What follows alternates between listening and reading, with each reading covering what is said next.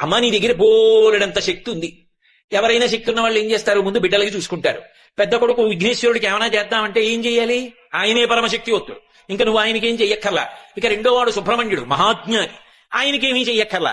మీ ఆయన మహానుభావు, అమ్ముడిని కలిచేశాడు, ఇంకా ఆయన వివాహం ఎందుకు చేసుకుంటాడు.